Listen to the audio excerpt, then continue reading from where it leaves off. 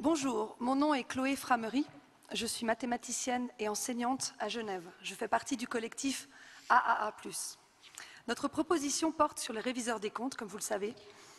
KPMG est, vous le savez sans doute, l'une des 4 plus grosses multinationales d'audit au niveau mondial avec Ernst & Young, Deloitte et PricewaterhouseCoopers. Nous demandons donc 2 choses. D'une part, nous demandons une vraie indépendance du réviseur des comptes. Pour ceci, il faut que le réviseur des comptes de la BNS soit de nationalité suisse et qu'il n'ait aucune dépendance par rapport à des organisations ou des autorités étrangères. En effet, l'article 49, qui complète l'article 47 cité tout à l'heure par M.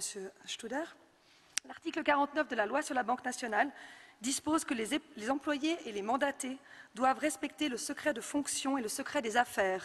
Comment faire respecter cette loi à une institution qui ne serait pas suisse?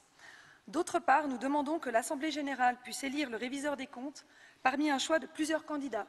Pour ce faire, il est nécessaire qu'un appel d'offres ait été fait au préalable pour le réviseur des comptes. Nous disposons en effet de quelques centaines de cabinets d'audit compétents en Suisse pour remplir avantageusement la mission du réviseur des comptes.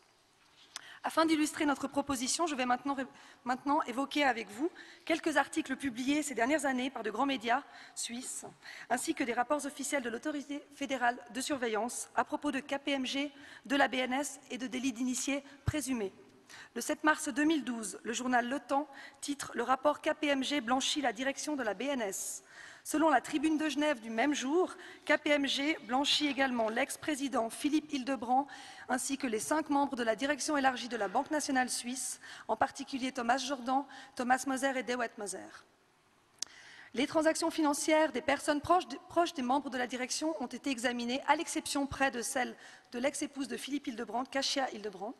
Cette omission aurait eu lieu faute de temps. Nous saurons quelques mois plus tard, dans l'émission du 13 juin 2012 de RTS Info, que suite à cette enquête, Philippe Hildebrand a rebondi chez la multinationale américaine BlackRock qui gère tout ou partie des investissements de la BNS. En effet, M. Hildebrand a alors démissionné de la direction de la BNS pour occuper, à peine 6 mois plus tard, le poste de vice-président du conseil d'administration de BlackRock. Nous apprenons également dans le journal 24 heures du 12 mars 2012 que cette fois encore, c'est le rapport de KPMG qui blanchit l'un des membres de la direction de la BNS. En effet, cette fois, il s'agit de Jean-Pierre Dantine, le vice-président du directoire de la BNS, qui est sous pression, car il a vendu le 20 mai 2010 quelques 126 000 € juste avant l'arrêt du soutien de la BNS à la monnaie européenne. Il vous reste 15 secondes, Madame Framery. À cette époque, c'était PricewaterhouseCoopers qui était réviseur des comptes. Depuis, KPMG a gagné ce poste. Est-ce un hasard ou une récompense ? Face à ces présomptions de conflit d'intérêts, notre proposition apparaît nécessaire pour éviter à l'avenir tout risque de collusion. L'autorité fédérale de surveillance, j'accélère puisque je n'ai pas le temps, l'autorité fédérale de surveillance déclare en 2011 et en 2014 que les cabinets d'audit ne sont pas assez indépendants. Elle vise en particulier KPMG et la BNS.